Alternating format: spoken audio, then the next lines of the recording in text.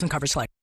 In our rural communities, EMS volunteers stand ready to help every day. Volunteers are ordinary people performing extraordinary acts. Many of these heroes lack access to essential health insurance for themselves and their families. It's time to give back. Utah has a new program that offers no-cost medical, dental, life, and long-term disability insurance to our rural EMS volunteers. Families may also be eligible for low-cost options. Become a licensed EMT, AEMT, or paramedic, and you and your family may be eligible. Visit utahcounties.org to learn more. That's utahcounties.org. Social Security, securing today and tomorrow. See what you can do online at socialsecurity.gov. If you can plan barbecues and weddings, you can plan to protect yourself from a natural disaster. Sign up for local alerts, prepare an emergency kit, and make a family communications plan. Get started at ready.gov/plan. Brought to you by FEMA and the Ad Council. It's time for the Garden Guide with your host, Mark Anderson from Anderson Seed and Garden. New research suggests that people are more likely to eat vegetables if they have a tempting name. What would life be without homegrown tomatoes? Only two things that money can't buy, and that's true love and homegrown tomatoes. From gardening to landscaping. Today we are going to try and create garden eyebrows. Kind of like the flowers are sprouting directly from your hair. That makes sense. Go! Phone lines are open at 753-KVNU or 800-369-KVNU. Kind of like eating vegetables. It's the Garden Guide, now on KVNU 610 AM and 102 FM.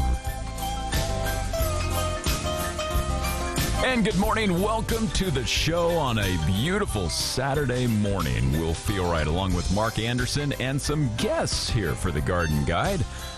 On this Saturday is already we're at 65 degrees and headed towards the low 90s. So a lot to talk about this morning when it comes to lawns and gardens, Mark, because we've got some heat that we're dealing with. These are some temperatures that the tomatoes and peppers just love, though. So when we get warmer nighttime temperatures and then we get daytime temperatures in the 90s, that's when they start to take off like really crazy. Go. Yeah. So this week, for the first part of the season, and I didn't get my tomatoes planted until like Memorial Day, I put my aquadomes and my Grow It Now plant protectors on them, not to keep them from getting frozen, but to increase growth like really quickly. And so this week I've seen some of my plants go from 6 inches tall to growing out the tops of the plant protectors. And they're now around 12 inches. I'm starting to take those off now and putting the tomato cages on because they've grown so quickly this last week or 10 days. So the temperature's making things grow crazy. Yeah, squashes. My squashes and pumpkins are growing like mad as well too. I think my giant pumpkins are putting on almost 10 inches a day.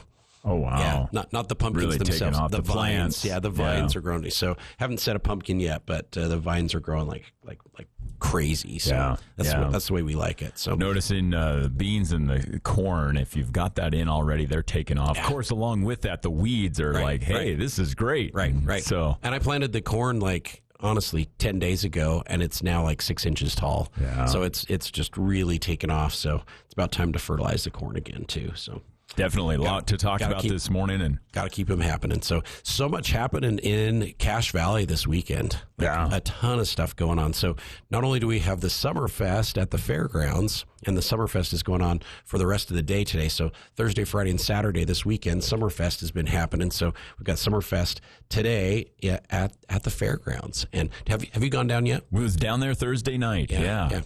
Great time. 100, I think they were telling us 160 of artists that are here this year. And cool. And then, of course, you've got the 2 stages going with all sorts of local bands. That's always a lot of fun. And music. Yeah. And, they're not just artists. There's authors there, too, that are here locally. Yeah. That's always really cool so many cool things happening, yeah. So come on down to Summerfest.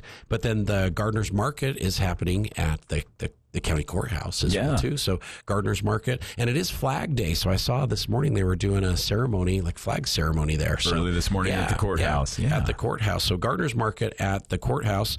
And then on Center Street, we've got the Cache Valley Kids Market. And so Kids Market's going as well, too. So you've got 3 different events. You can come downtown and spend basically all day hanging out. So the kids market should be a lot of fun. I think they've got 30 to 35 vendors that are going to be there this morning. And these are all youth entrepreneurs. They've got their own businesses. They've got their own products.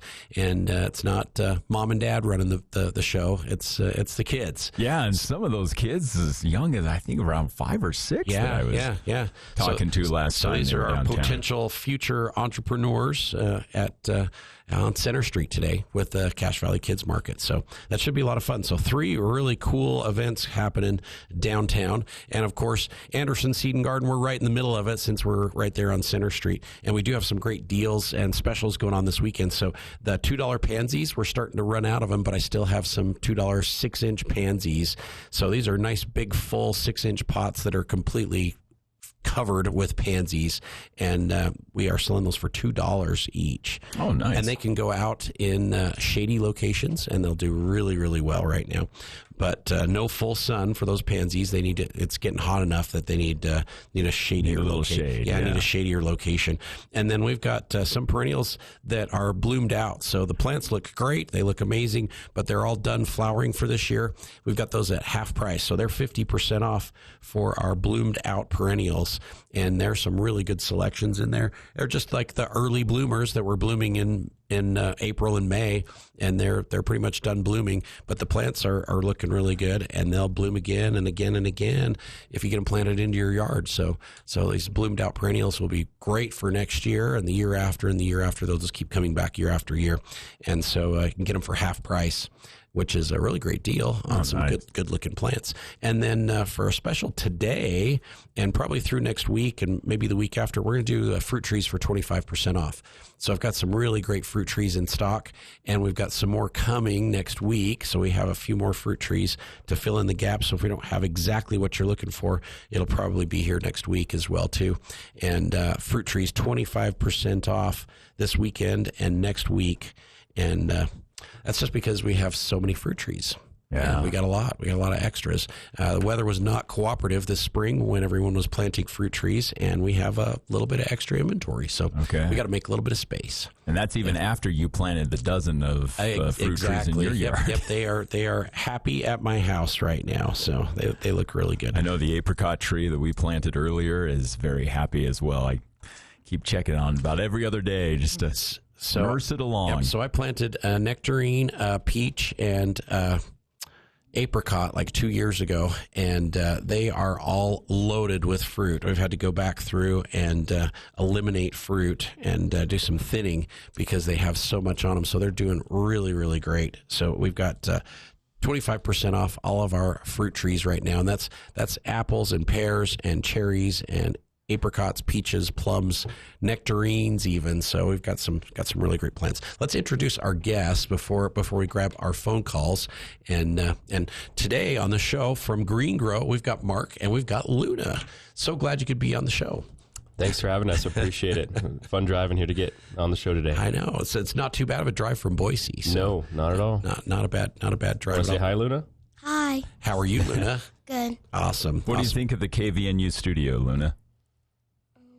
I think her first words was when she came in, oh, it's kind of small in here. It is. We kind of sometimes feel it's like a jail cell. Jail cell with an extra few windows. With a few windows, with a few windows. That's right. So, do we want to take that phone call? And then we'll come back. We'll talk to Mark and we'll talk to Luna. And Mark's been on the show before. We've talked about some of the great products from Green Gro. So we'll talk about some Earthshine. We'll talk about the green aminos. We'll talk about some of the great fertilizers as well too. But let's grab that phone call. Yeah, we have Kathy joining us on the line from Dayton. Kathy, welcome to the show. Thanks. I was just reading through some of the notes I took when I talked to you. Let's see here. Kathy, can you hear us okay? I can hear you fine. There we go. Hey, good morning, Kathy. Good morning. I was going through some notes that I took from you from a show a long time ago, and one of them said not to put steer manure on raspberries.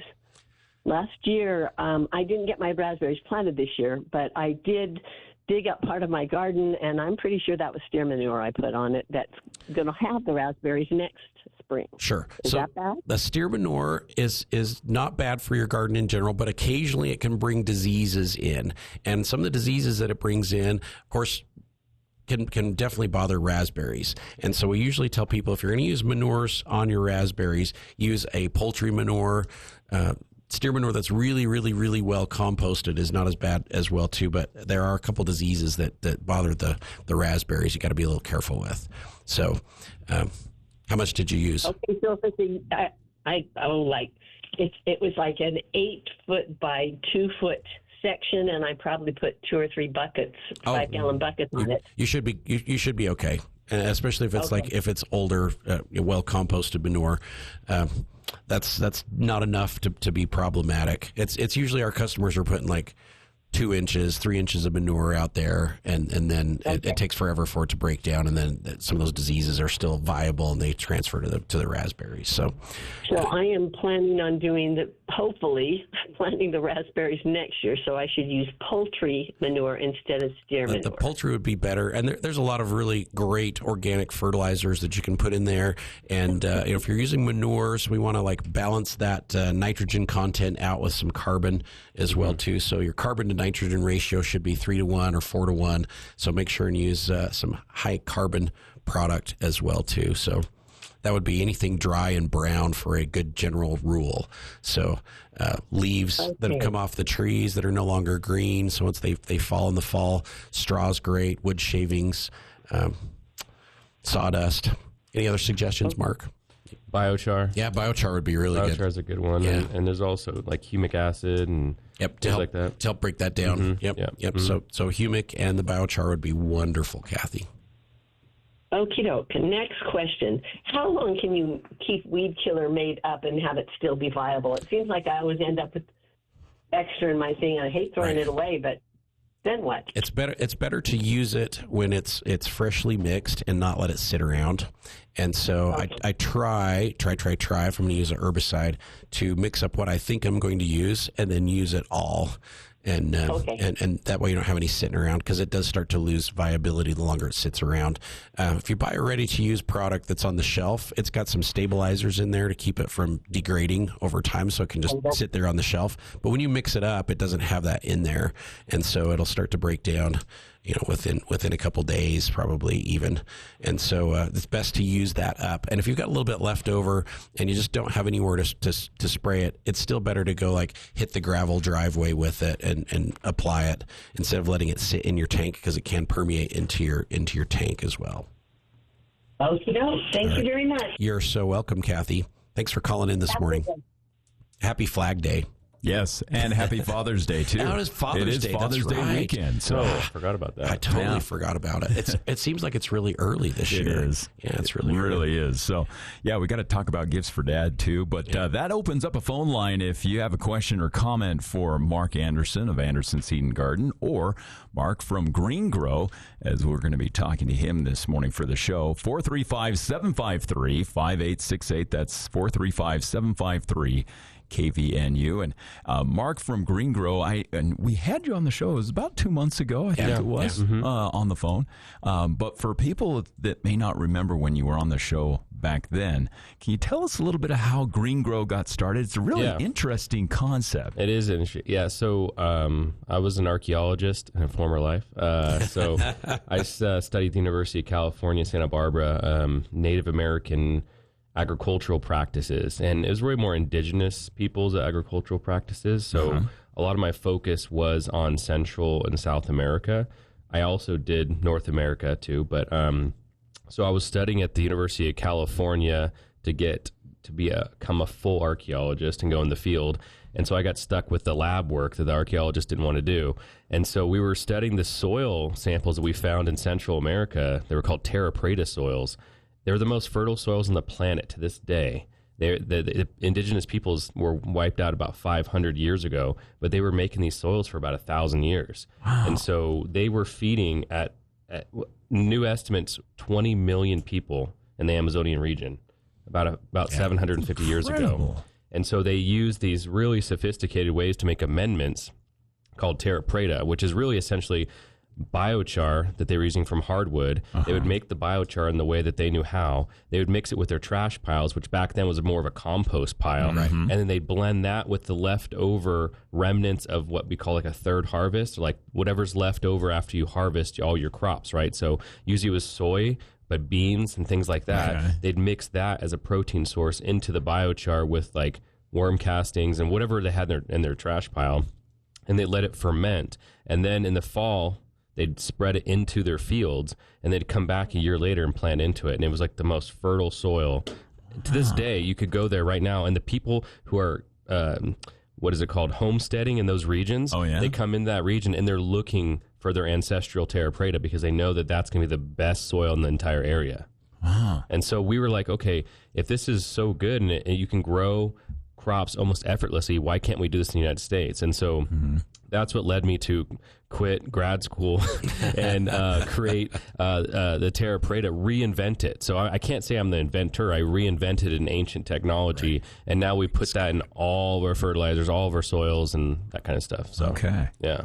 And a number of different products that you have, everything from fertilizers to filters. To know, that was one of the things we talked about with you last time. Filtering the water. There's a lot of things that are in our water sources that you put that into your garden, you put that into yourself, and it can be dangerous. Yeah, and we saw that everything that terra preta and biology does is it's called regenerative agriculture, right? That's the term that we've coined about 10 years ago. And you'll hear it more often. The USDA is going to start using it too. But regenerative agriculture means that you're leaving the soil in a much better condition than when you found it. And the things you're putting into it is like a self-healing process. So the soil is going to heal and get better and better and better, that's what right? we've been trying to teach people for so long is just like, if you don't continuously add to your soil, you're continuously taking away. Whether it's minerals or nutrients or just the soil itself, between erosion and us harvesting things and taking it out, and then we wash it off and we wash the dirt off the potatoes down the sink, and which is attached to the toilet is what I tell people, and then, so you're just washing it down the toilet. And then we're not putting anything back. And what we saw, there was two main things we saw. One was that people are using city water or some type of sanitized water in their gardening, and they don't realize that it's sanitized for human consumption, which means it has things in it to kill microbes. The microbes is what we need in the soil to keep it fertile. So we're like, okay, biochar was always a good way to in the Amazon even, to sanitize water. So they would run their water through carbon chunks to sanitize the water. So we put the biochar in our water filter. So we're like, okay, people stop using chlorinated water in your soil. Step number one. Step number two is putting a diversity of life back in your soil that would be present in nature, but it's not present in tilled soil, which is mycorrhizal fungi. And so if you look at any plant or grass that's just growing by itself generation after generation, it will have mycorrhizal fungi on its roots. And the only reason that our stuff doesn't is because we've tilled it, and ripped it, and now we're trying to make it our own. Broken that soil up. Broken it all up. You put those two pieces back into the puzzle, and then plants seem to like actually grow naturally, and you don't have to put as much effort into making your plants grow correctly. And that's what we're seeing as well too. Last week, Will and I were talking about it, and I've been transplanting a lot of plants. I did like about 80 transplants, and you did a whole bunch at your house.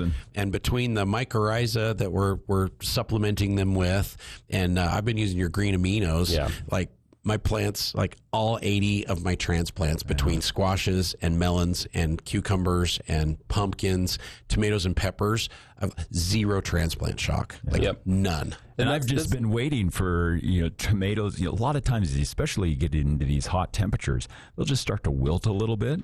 And I haven't seen any of that this year. Yeah, I mean, the green aminos is actually another pillar that we kind of discovered that people hadn't been doing for a long, long time, which is proteins and amino acids and plant health. People overlook that because for the last 70 years, we've done more of a chelated salt, basis for fertilizer. So we're using mineral salts and nitrogen and mineral salts and phosphates to grow plants. But when you actually put proteins and amino acids into plants, you see something really change. Their cell walls thicken. They're more robust. They can handle heat and cold more, abruptly. And they can also grow root systems naturally with fine hairs, which is what we're looking for water Because it's those use fine hairs efficiency. that are able to pick up that nutrient so much more efficiently and then transfer it to the into the plant. So, so we just looked across the industry and we're like, okay, we see people using like some types of proteins like feather meal and blood meal and stuff, but it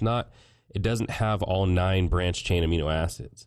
Right? Our bodies need that. And so what we look at Green Gro is you have to look at the plant as the same as a human. It needs nitrogen, it needs calcium, it needs phosphorus, it needs trace minerals, and there's 102 known trace minerals that both humans and plants can take up, and most fertilizer programs hit about 25. Wow, so not even 25% of them. Yeah, green aminos is 88 out of the 102 known trace minerals. Huh. So... we're talking with Mark Anderson of Anderson Seed and Garden, Mark from Green Gro. And, I'm curious, too, and maybe Luna can help us with this part. I've noticed one thing that is unique about your product is that all of them have a lion face on it. Where did the lion face come from, Luna? Do you? So mostly because that's his favorite animal. And that's kind of why we put the lion on there. A bunch of people ask if it's made out of lion poop, and we're just like, no. And, and also, the other reason why we have the name Green Gro, too, is because plants are green, and also his favorite color is green, too. Oh, okay. Yeah. All right. So now, Luna, does the lion have a name? I named it...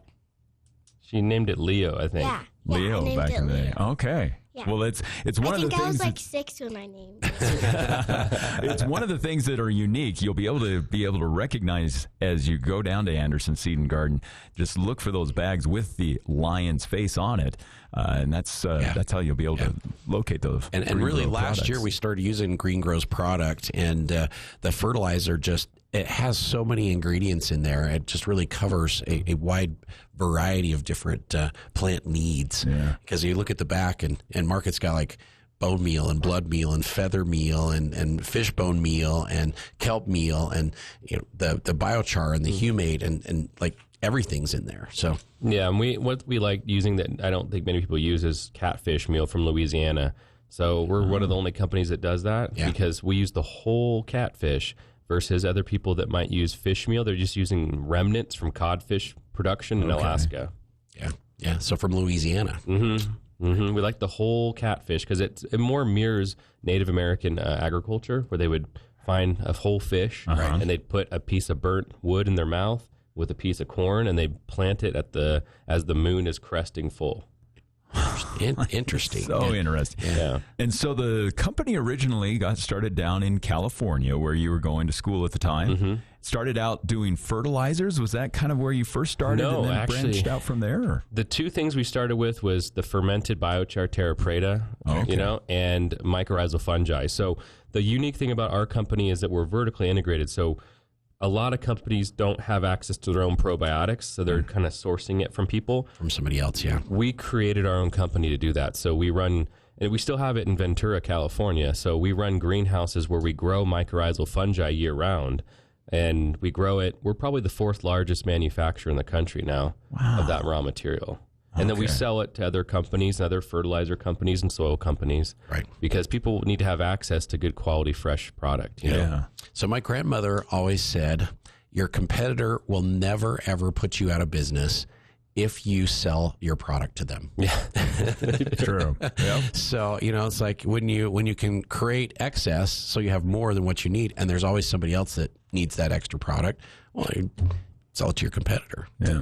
That's kind of our angle. And we like our competitors too. That's the different thing about we enjoy working with our competitors. A lot of them are friends of mine, and it's more friendly competition, Yeah. We might yell at each other for this account or that account, but at the end of the day, we work with each other on stuff. And, there's not that many companies that can make unique different types of probiotics, So, you got to... With the quality that you guys have. Yeah. We're obsessed. Yeah. Well, what I find really interesting is like when you listen to what is going on nutritionally and health wise, for people, we're talking about amino acids, we're talking about proteins, we're talking about all these different minerals, and we're consuming them in a lot of supplements because it's not always in our food. So, here we're doing the same thing for our plants, whose biology really isn't all that different than ours. No, and really, it's just a different digestion system. Like their digestive system, plants are just as on the outside, right? The roots. Ours are on the inside. Yeah. So we have probiotics in our gut lining, and they're different probiotics as we go down from our stomach to our intestines to everywhere. And the microbes in plants are the same thing. So there's guys that hang out on the outside of the root system, on the inside of the root system, and then systemically, and then on the canopy, right? So it's all different, but it's all the same. So interesting. Yeah, I love it. Well, we've got a lot more to talk about as we hit the bottom of the hour, but we can take your calls as well. 435-753-KVNU if you have a question for Mark of Green Gro or Mark of Anderson Seed and Garden. We've got a news break here, and then we'll be right back as we got more to talk about. A lot of things going on downtown, Anderson Seed and Garden, and plus also, of course, it's Father's Day, so we'll talk about those perfect gifts for Dad coming up as the Garden Guide continues here on KVNU.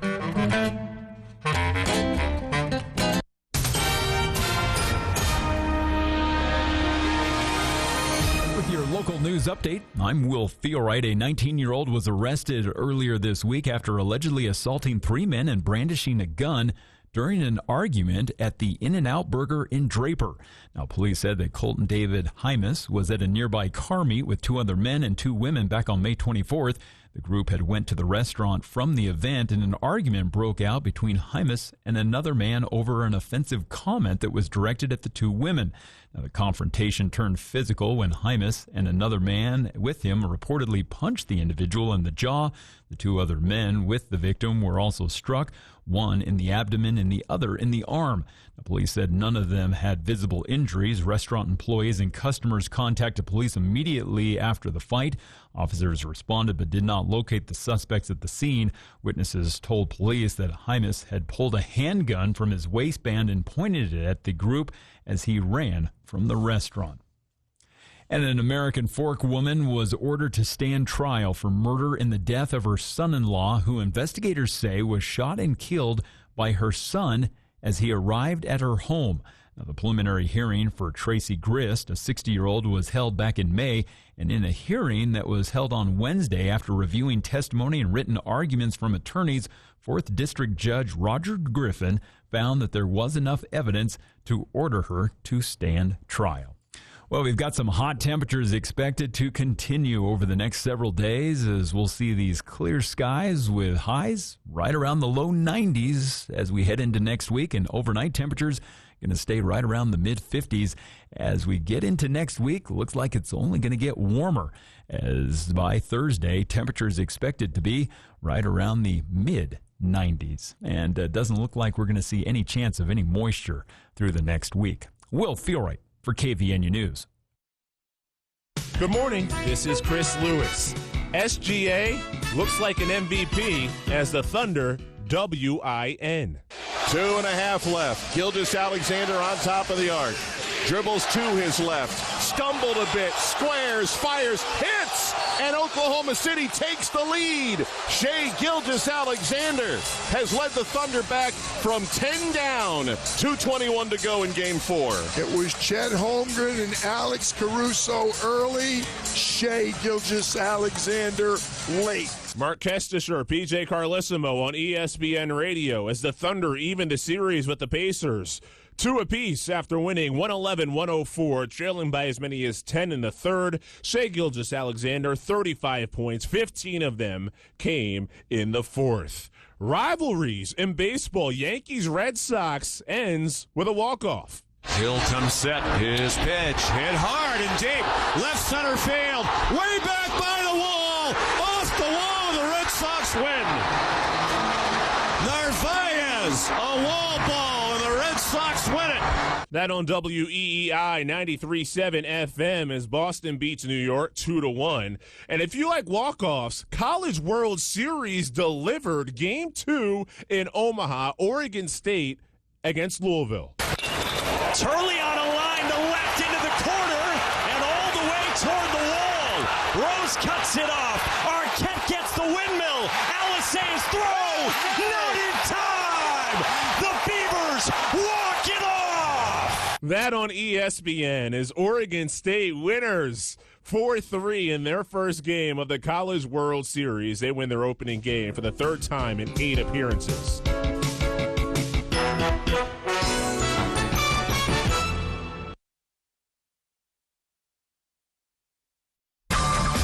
This is Jeff John, head golf professional at Logan River Golf Course.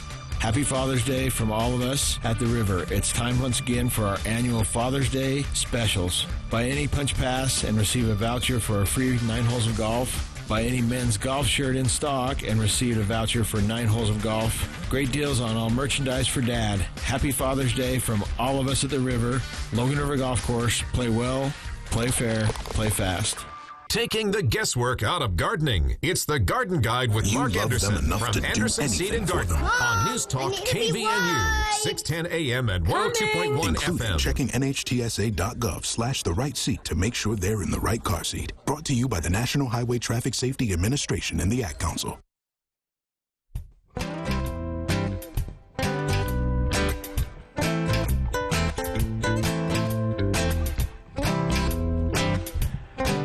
And welcome back to the show. It's the Garden Guide here on News Talk KVNU. A beautiful Saturday morning, already 64 degrees outside.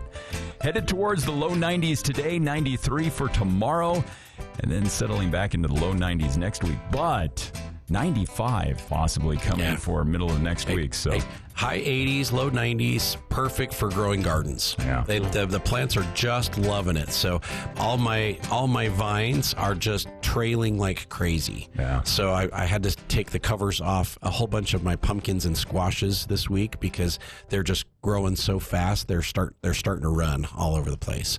So weed barrier went down and the plants are growing across it already. So yeah, that's the way we like it.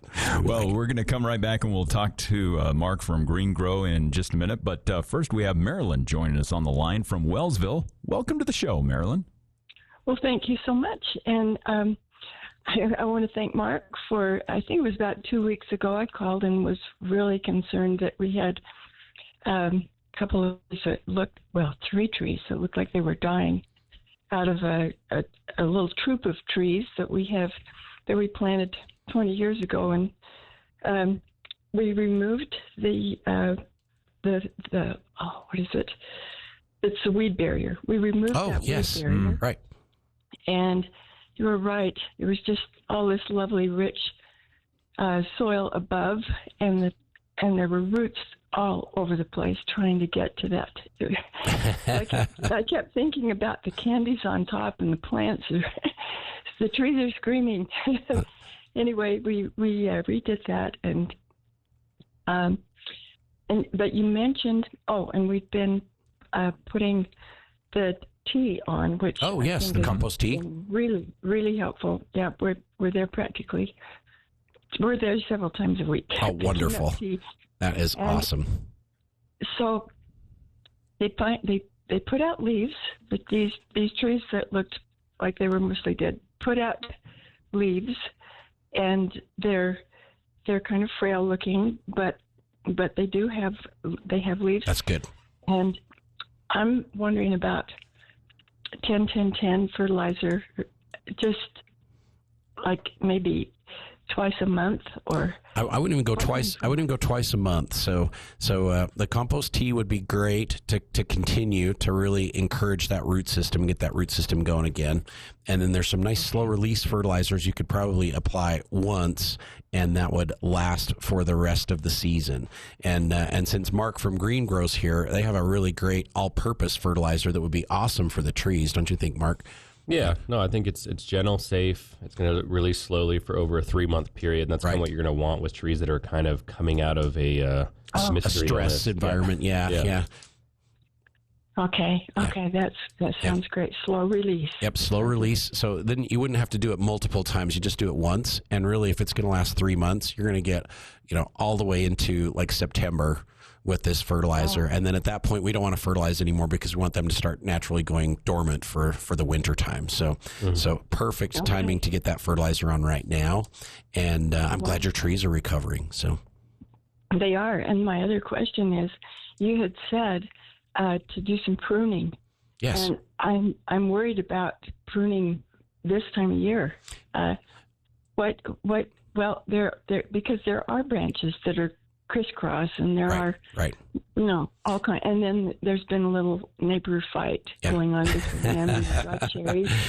The dried cherries have exploded, and they look like they were dying, and now they're coming up from the bottom. The green and the nice red leaves are coming up, and I'm just thrilled with that. Yeah, it's not a problem to prune this time of year. We just don't want to prune too much.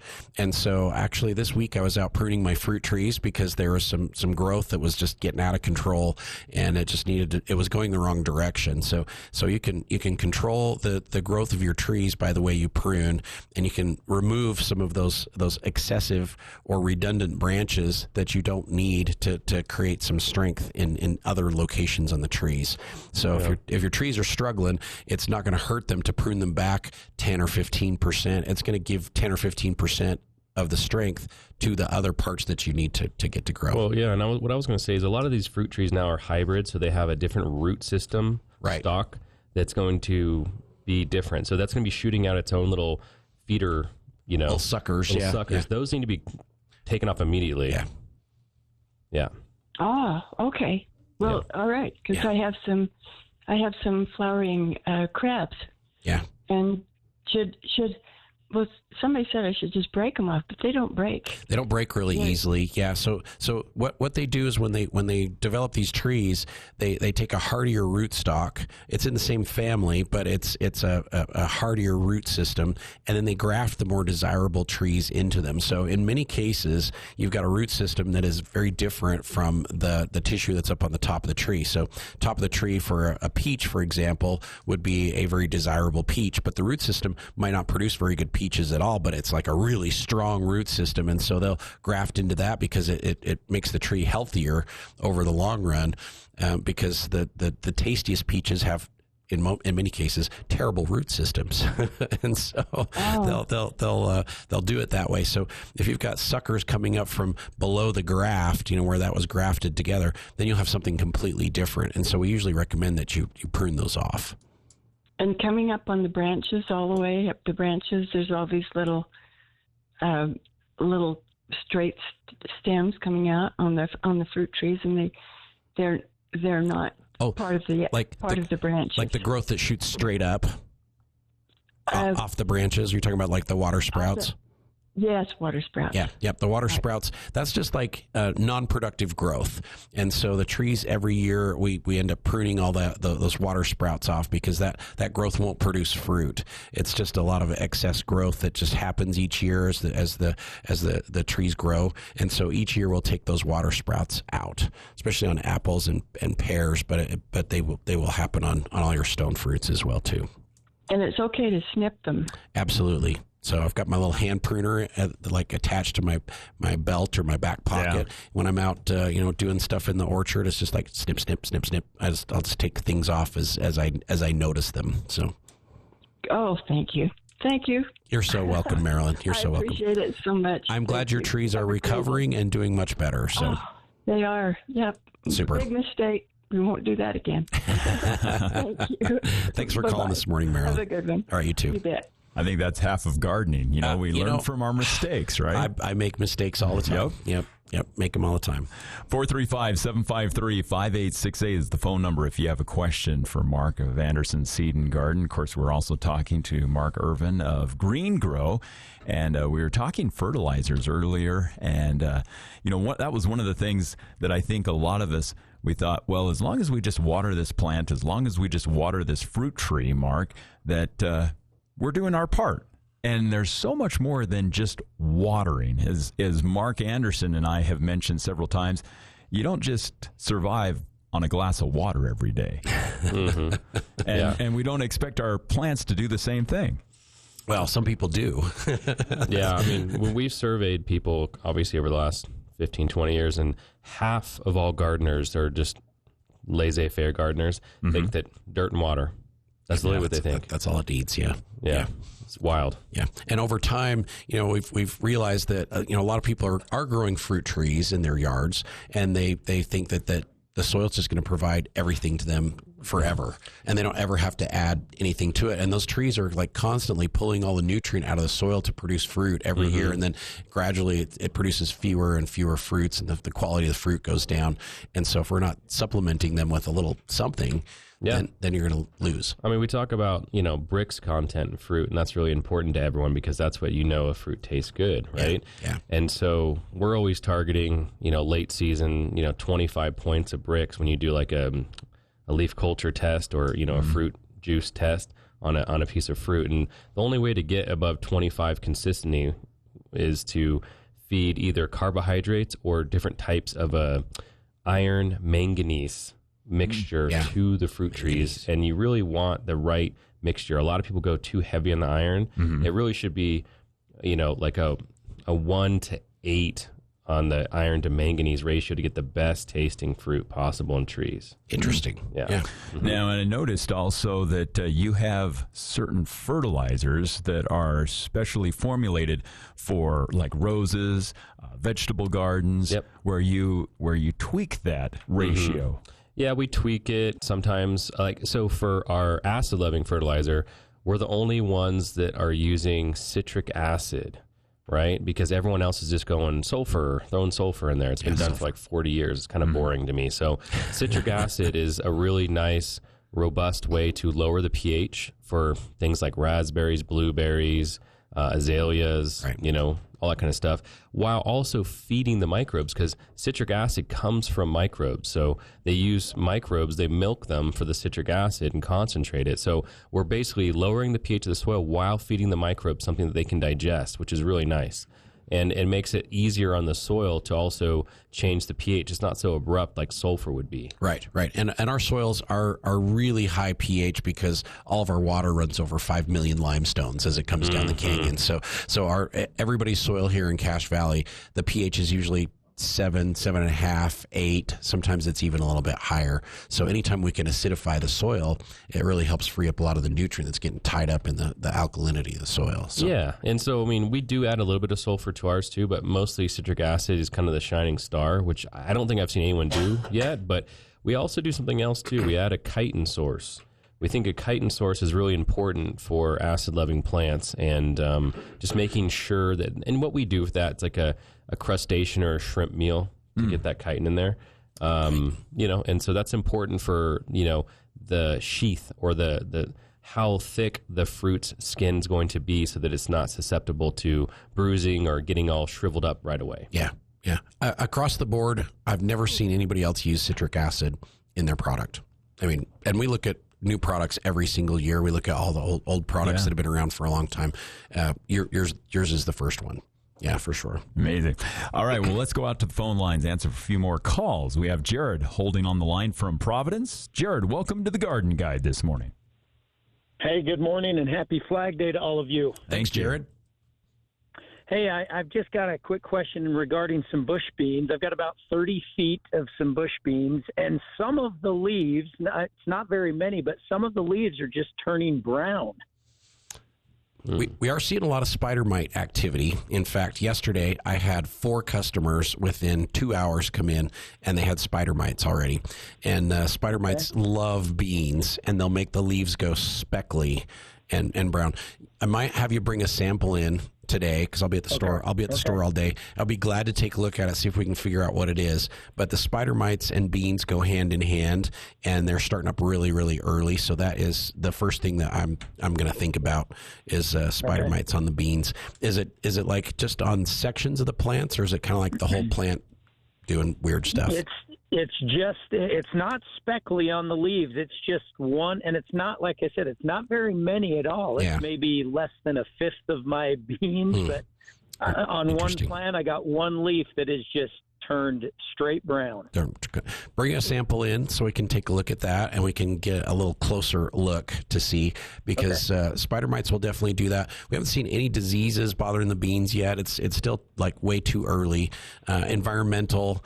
Could be wind. It's been really, really windy, and so if those beans are just like flopping back and forth, you could have a little bit of breakage. Yeah, and then you'd have a leaf that would turn brown as well too. So those are the three things that I can think of right now. So. Do I need to bring in an entire plant or just one of the leaves that are turning brown? Just bring a couple leaves in and like a healthy one, and then maybe 2 or 3 that are not looking great. Then we can do a little comparison as well too. That'd be super helpful, Jared. Awesome. Hey, I really appreciate it. You guys have a great day. All right, you too. Thanks for calling in this morning.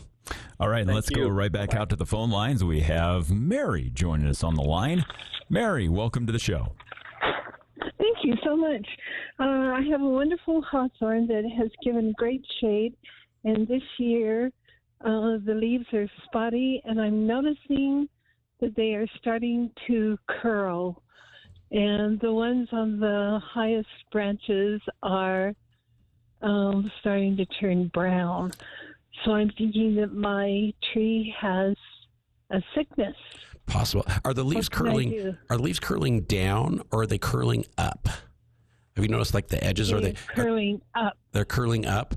If they curl down, it's usually an insect. So it's generally like an aphid or some other insects, and then it'll pull the corners of the leaves down. If they're curling up and cupping, it's usually a stress indicator, and so it could be stressed.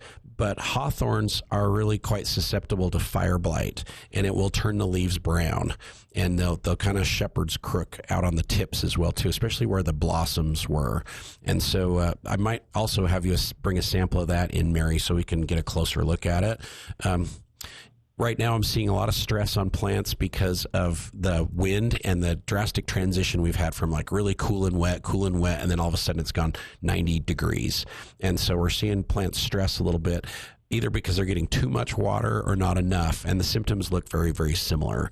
And so if they're struggling because they're just soggy and wet, the leaves will curl up. If they're struggling because they're not getting enough water, the leaves will curl up.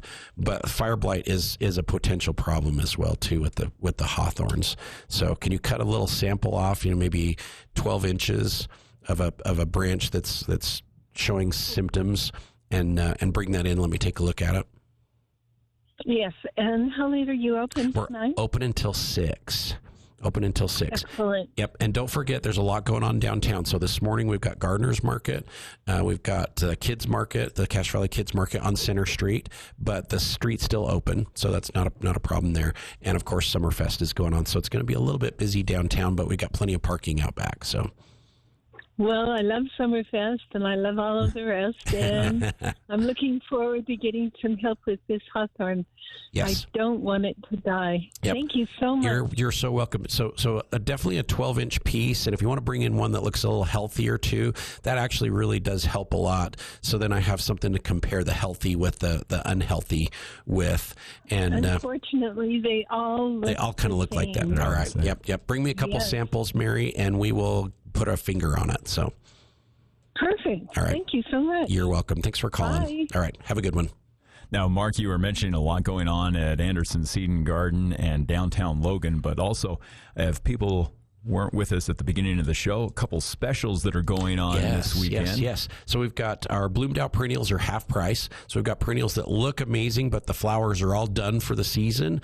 So they bloomed in April or May, and so we're putting those on sale for half price. So some really great pricing on some nice perennials in 1 gallons. I think I've got a few 4 inches as well too. They'll be half price. Fruit trees are 25% off, and we've got a little bit of everything, and I've got more trees arriving next week. And so for a certain variety that you're looking for, we probably will have more of them coming in.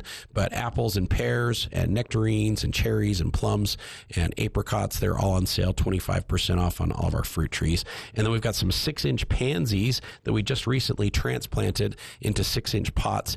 And they are huge, and they are in full bloom, and they look amazing. And we're blowing those out at $2 a piece. So they are very, very inexpensive. And the pansies will bloom all summer long for you if you keep them in a shady location. So a great time to get a good deal on pansies. I think we've got geraniums on sale as well too. Wave petunias are on sale. A lot of good selection in our greenhouses, whether it's flowers or vegetables. And we have a lot of gardeners who are still planting flowers, still planting vegetables. We've got an amazing selection at Anderson's right now. All right. Excellent.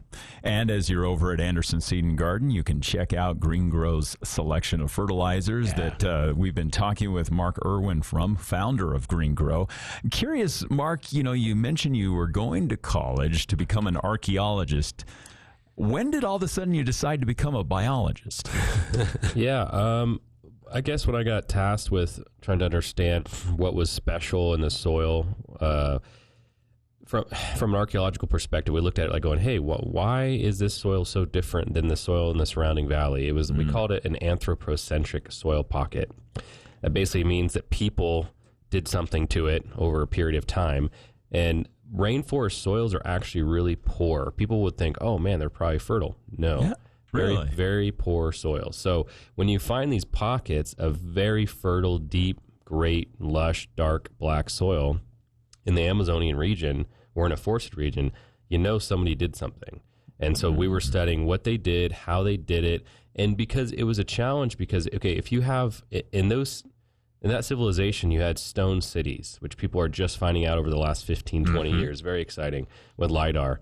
We had ginormous stone cities with like stone suburban areas all around it, kind of like satellite areas. And so to feed that many people, you had to have a very productive soil and a very productive gardening situation. So it wasn't just that we had to study how they built this kind of terra preta soil, which is the most fertile on the planet to this day, guys. But also they had irrigation systems that were stone, right? They were stone irrigation systems and channels they built with. They had turning valves made out of stone, so they could just go like a quarter mile down, and then they just turn the stone, and it turns the water that way or that way or that way. Change direction. Direction, and so you go from sophistication of soil technology, sophistication of irrigation technology. They were also hybridizing crops.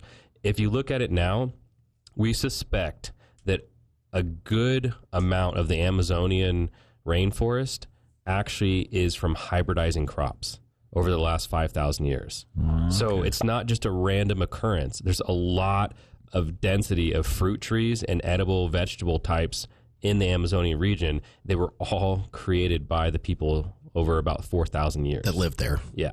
And so you started creating these potting soils, fertilizers to be able to replicate what they were doing. Yeah. Our goal was to basically take ancient technology and knowledge and bring it into the modern era with modern biotechnology. Okay. So we're pretty much dovetailing the two. So we're taking modern biotech, which obviously I have a hand in, and then ancient knowledge, because there was obviously a gap somewhere between the time that the native peoples in that area were flourishing to when they got wiped out. There was probably an 800-year gap almost of lost technology, lost information, lost knowledge. And so my job was to pull that out of the soil as an archaeologist. And then when I discovered what I discovered, it was kind of like my life changed forever. I couldn't go back to just wanting to do archaeology. I was like, we got to use this technology to feed people, to improve soils, to change the way that people are living, So fascinating. And when you can do that on a small scale and create food for your family, it tastes better, it's more nutritious, it's healthier for you, and it's healthier for our environment as well too. And so you're checking off multiple boxes there. Yeah, we're just trying to make sure that people don't realize that we went through this whole green revolution, they called it, from like the 50s until like, I guess, the 2000s, where we were going from using normal organic good amendments in farming to using salt-based fertilizers, right? Yeah. And we're not going to use any names here, but it's a very popular last name Grow product, and it's with a yellow and green box. We won't mention it. And it's salt based, right? Yeah. So you're think about when you salt the soil, when you're a military going through an area and you're gonna slash and burn, you're gonna salt the soil so it doesn't grow ever again, right? So if you build up salts in the soil too much, you're depleting its minerals, you're depleting its microbes, and you're depleting its ability to produce more produce. So every year you get less and less and less out of it. So versus the alternative of regenerative agriculture is every year we're getting better and better and better. Yep. And we found that we can take like some of our heavy clay soils that just are really difficult to grow in, and over time we can turn that into amazing soil. That clay base is really great for holding moisture, but if you condition it correctly, all of a sudden your garden gets better and better and better instead of gradually getting worse and worse and worse over time. So, we didn't get to talk about like everything, Mark, but we got to talk about, biochar a little bit. We got to talk about green aminos. We got to talk about your awesome fertilizers. What I love about it is when my customers come in, they say, which fertilizer do you want to use? I go, here's my Green Gro, and this is why I think you should use it. And I show them all the ingredients on the back, the good biology, the microbes, the microorganisms, the bacteria, the mycorrhiza, and all the ingredients in there, and they go, oh, yeah, I love this. This is awesome. It'll work. Yeah. Thank you so much. And Luna, appreciate you coming into the studio this morning as well. It's been a pleasure to talk with you. Join us again next week for the Garden Guide here on KVNU. Keeping you informed 24/7. News Talk KV.